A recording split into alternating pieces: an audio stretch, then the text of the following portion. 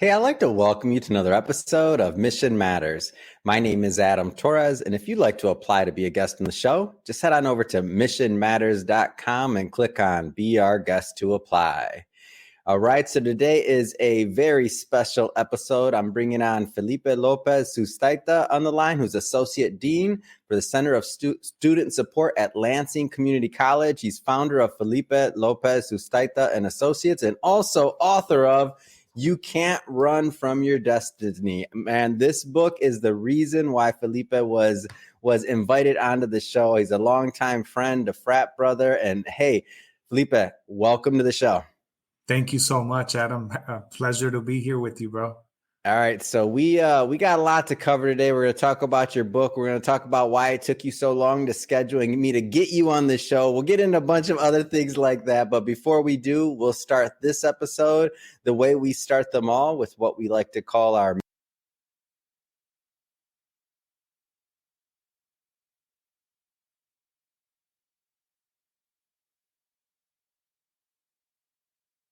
What Mission Matters. So for me, Adam, it's about my faith, right? But it's also about my family, my ancestors, and just amplifying their experiences, their voice in spaces where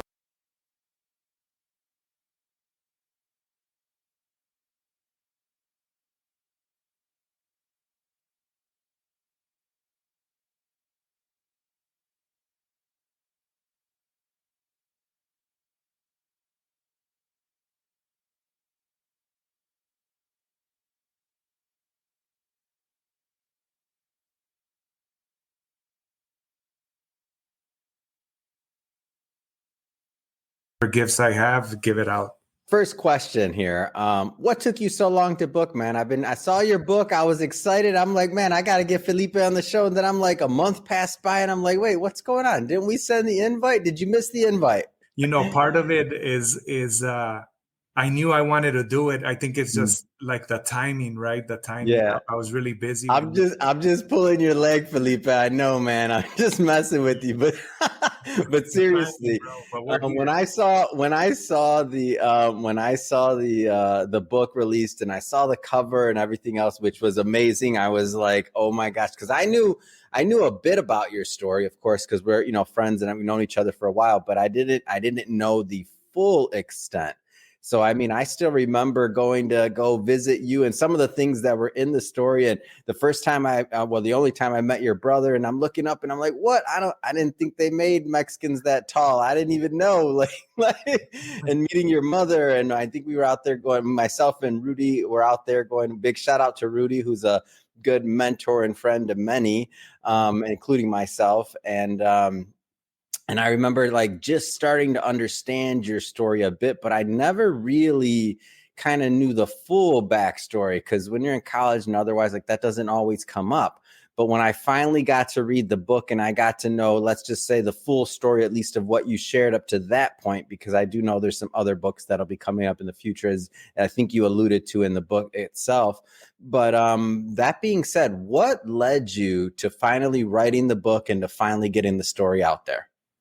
Yeah, that's a really good question, Adam. And again, I live by faith, right? And so I'm a very private person. And so there's a lot of things too, like as men, as Latino men, there's all this, these things about machismo and men don't cry and all this stuff. And in the book, it literally took me years, bro, probably 12, 13 years, little by little. And you could see, man, it's rough. It's not a masterpiece by any form or way. There's in terms of the writing, that's 10, 12 years of me writing, putting stories together. And in there, I mentioned, man, that there was times where I was crying, thinking of things. So it was a healing process as well for me, because there's a lot of trauma that I think it's carried generation through generation. And so for me, it was important because there's not a lot of us in spaces of influence, right? And so it's important for us to tell our story because our stories matter. And so, even a migrant kid, man, just, picking in the field, the stories matter. And if the way I saw it is, if I don't do it, who's going to do it? I can't be waiting for Mm-hmm. someone else to do it. So Mm-hmm. I kind of put it out there. My wife hadn't even read it until like I released it, and she was What? Are you serious? like nobody besides Wow. some of my two people that edited, Mm-hmm. Dr. Samuel Saldivar, and this other gentleman, um, Joe. They both were the only ones that had access to like looking at this, like, but I hadn't shared with anybody, like, even my wife, my family were like, damn, there's some run-ons in there and whatever. I was like, look, this is who I am. I Mm-hmm. can't change. um, I wanted to be authentic to who I am and what I am, right? So Take us back. So in the story, I thought like, and I'm going to pick out a couple of areas in here. And for the audience, I want everybody to go pick up a copy of this book so you get the full story, of course. But some of the things that stuck out to me, especially, were some of the things in your earlier years.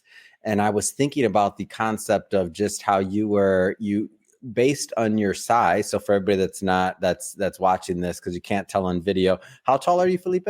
And like your sons and stuff like that, so people get an idea of what I'm talking about here, so they know I'm not crazy. yeah, so I grew, like by age 11, 12, I was already 6'1". I am 6'1". I stopped growing after that, but my son 6'3". He just turned 14. And then my other son is about my size. He's 12 years old. I mean, we're very tall. My wife is tall, so I think they're gonna hit 6'6", 6'7". But yeah, I mean, size in the fields matters a lot, right? I mean, when you're a big set kid, you almost pass as an adult, right? So you're doing adult things. People see that, they don't see the age or anything.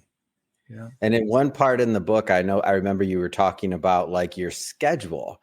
And I'm telling you, I was so, obviously you were young at that point, like really young, but based on your size, you had the opportunity, and I say opportunity, to work as a man, because you did, you were providing for your family as well. You were bringing money into the household. So you had that opportunity.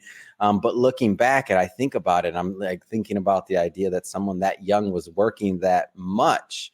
It made me kind of step back, not just to some of the issues with that, but also to look at my own life and say, man, what am I complaining about? Like, it gave me a good amount of time to just be like, oh, poor me. I had a whole 10, 11, 12-hour day today in my, nice, cushy, air-conditioned studio. Like, okay, like, but what am I really talking about? So your book, to me, was just kind of a good revelation, really, in terms of like what's going on outside of my echo chamber, outside of my bubble. Maybe talk a little bit for the audience, so that haven't read the book yet, a little bit about those early years and what that looked like. Yeah, man. And I started since I was a little boy, right? So for anybody out there that is not familiar with farm workers, like farm workers, anytime you're having a wonderful salad, or you're eating a cutie or an orange, there's people out there, that are doing this, picking onions.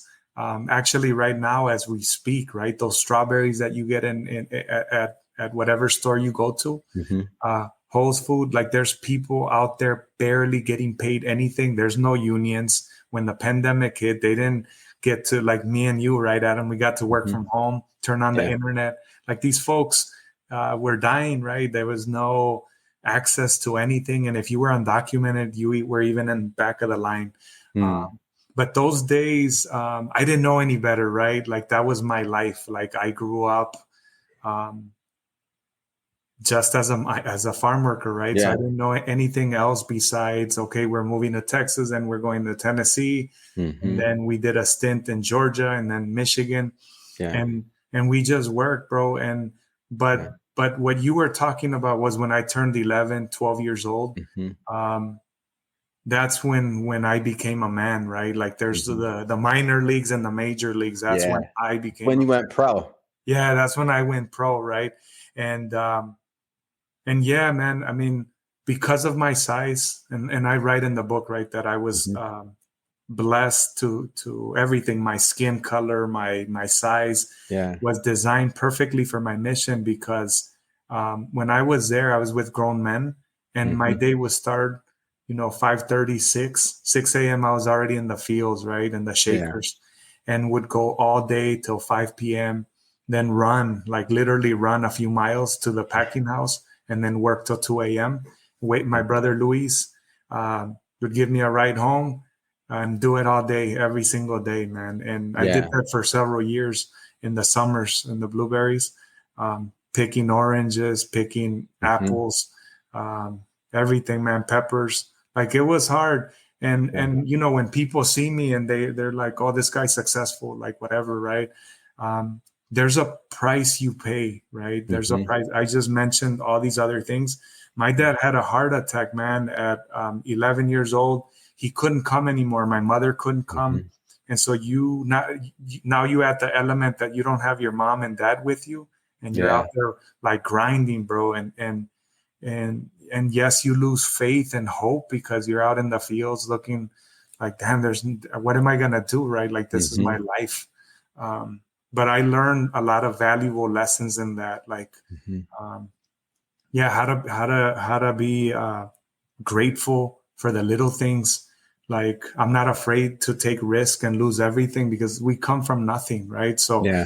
um, so yeah, there's a huge, and I didn't write about a lot of that stuff because there's so much to write about, Yeah. but And man, you're one of the things that still shine through in the book, and I know you for being a pretty positive guy either way, and always grateful to God, and God every chapter you mentioned God multiple times, every single chapter, and you thank God, which I thought was very congruent, and it just matches what you say about being faith-based, and not comparing one book to another, but just saying in general, when you see an author do that, it just shows it's very intentful. You didn't have to do that, but you were very eloquent in thanking God many times, multiple times per chapter. But one of my favorite lines in the book, and I'm sure I'm going to butcher this, but it was your spirit comes through, because I never heard anybody say anything like this in my life, Felipe. And that was, you were like the Michael Jordan of the field. And I was like,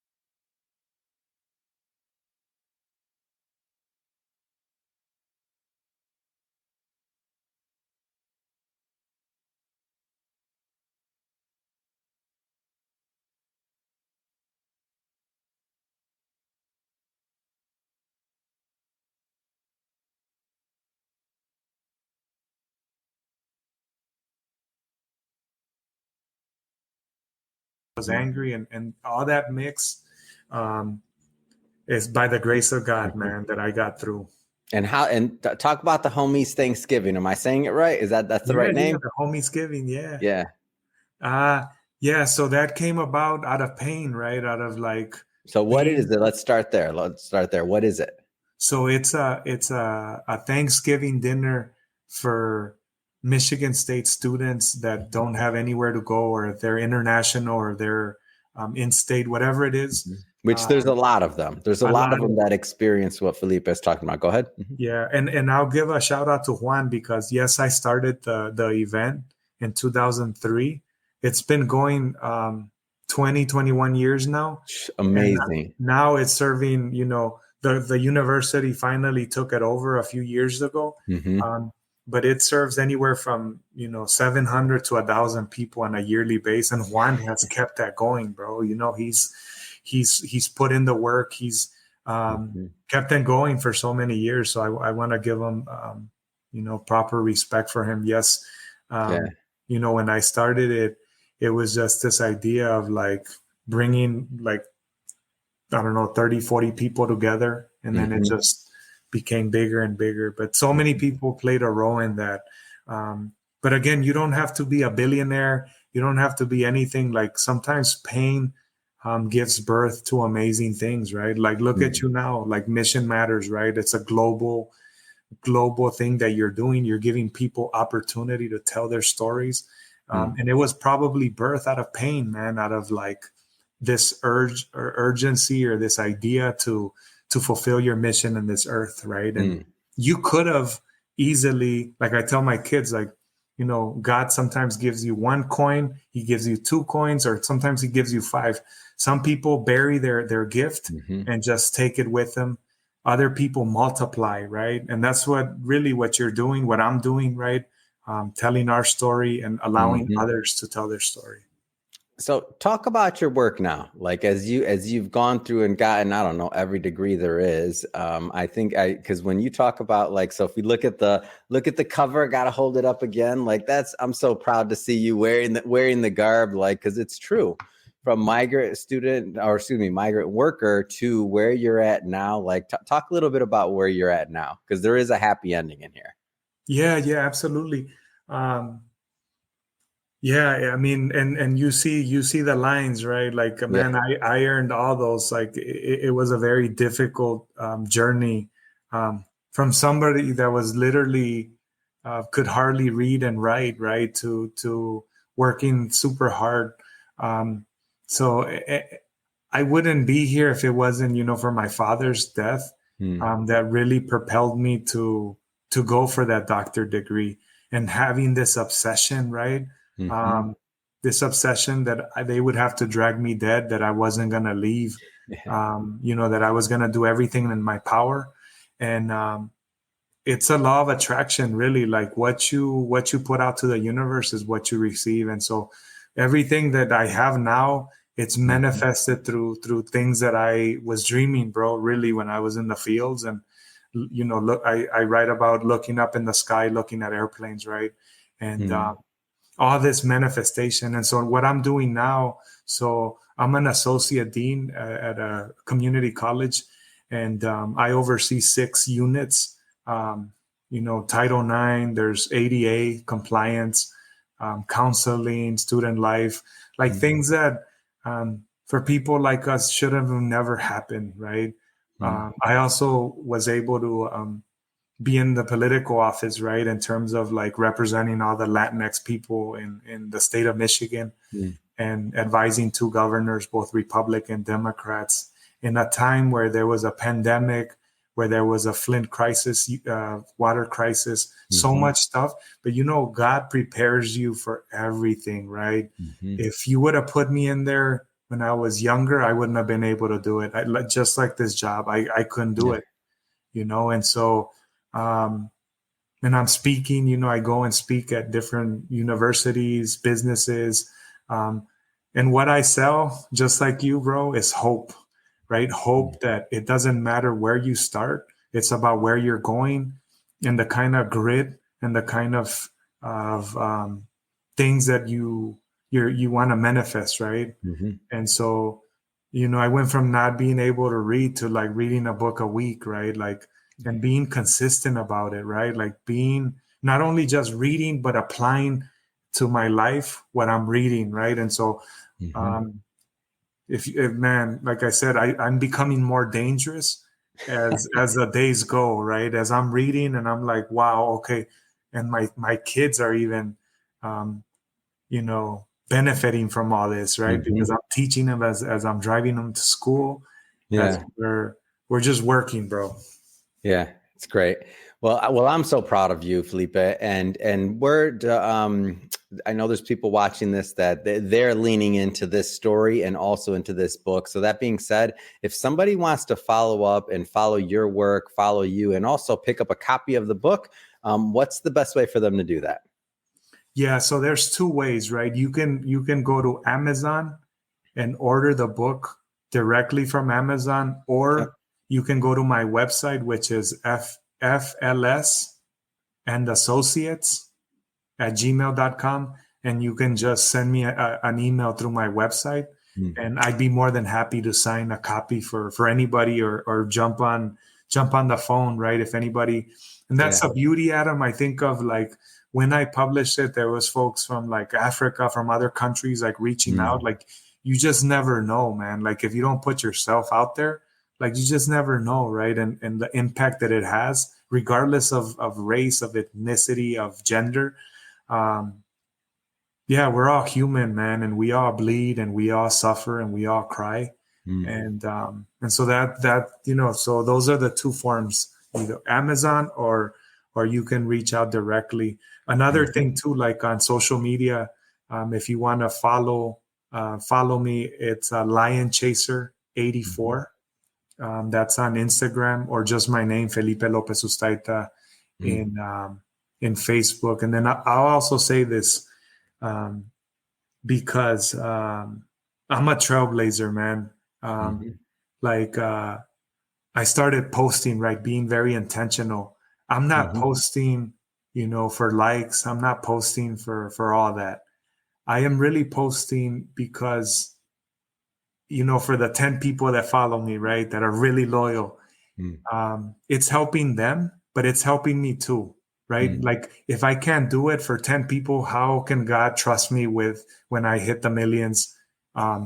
He can't trust me, right? If I'm not consistent. Like, I know it's a test, right? And so when I post and I get 5 likes, it's all good, because it's not, it's for the Most High. He's preparing me for the millions. And so if you don't understand that game, then it's hard for you to fulfill your destiny, right? Because it is lonely at the top. It's less crowded, but it's hard, man. And there's a price you pay.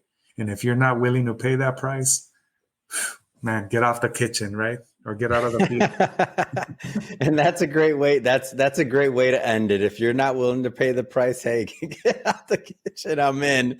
And for everybody watching this, just so you know, we'll put links in the show notes so that you can follow up and grab a copy of the book. Definitely want you to pick that up. And speaking of the audience, if this is your first time with Mission Matters and the first time engaging in an episode, if you need an invitation, here it is. Hit that subscribe button. We have many more mission-based individuals coming up on the line, and we don't want you to miss a thing. Don't worry, the subscribe button's not going to bite you. It's okay. Just hit it. You'll be okay. And Felipe, seriously, thank you so much for making some time and finally coming on the show. We appreciate all you're doing, and I wish you much more continued success with your book and in life. Yeah, thank you so much, Adam. Appreciate it, brother.